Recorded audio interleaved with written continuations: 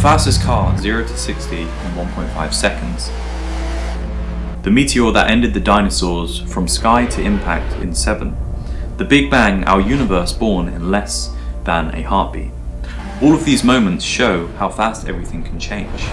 And we forget the same is true for our own lives. If you wanted to, you could stop watching this video, book a flight to Brazil and step into the Amazon rainforest.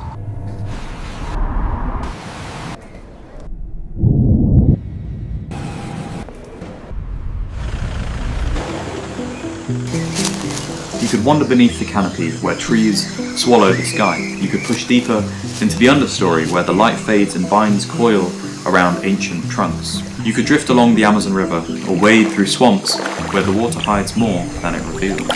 Everywhere, life surrounds you.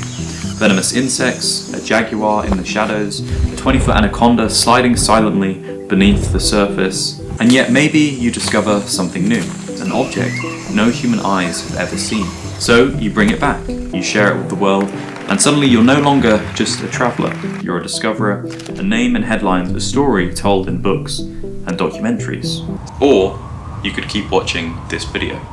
Let's circle back to the car. All that energy is spent just to get it moving from 0 to 60, but once it's in motion, momentum carries it forward. It's the same in our lives. The hardest part is always the first step. But instead of taking it, we tell ourselves, I'll just do that tomorrow. Tomorrow. We've all been here, right? Actually, no one has ever experienced tomorrow. Tomorrow is defined as the day after today. But when you wake up, it isn't tomorrow anymore. It's today again. Tomorrow is just an illusion, a promise that never arrives. It's the hamster on the wheel running endlessly but moving nowhere. Until one day, I'll never forget the moment a friend texted me, "Hey Jay, want to sign up for a cage fight?" My first thought was, are you crazy? There's no way you do something like that. But deep down I'd always wanted to do a fight. The deadline had already passed and I had to decide now. So I did. 8 weeks of running, 8 weeks of grappling and striking, 8 weeks of sparring, sweat and pain. And then the night came, the cage, the lights, the crowd. I walked in and I won. But what if I failed? Failure. This is where we think it ends. Buried, forgotten, dead. It's wired into our DNA, the fear of uncertainty. Our brain believes that if we step into the unknown and fail, we might not survive. That's the lie we tell ourselves. You see, failure rarely ends in death. It took Edison 999 failed attempts to learn how to make the 1000th light bulb work.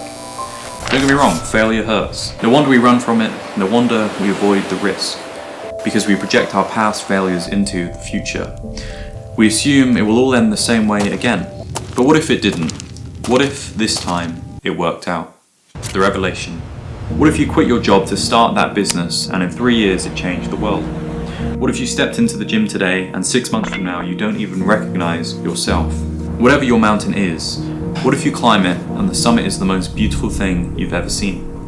Newton's first law, an object in motion stays in motion. Starting is always the hardest part. That's why we put it off, why we fear failure, why we wait for tomorrow. But once you begin, you're already on your way. That is the revelation.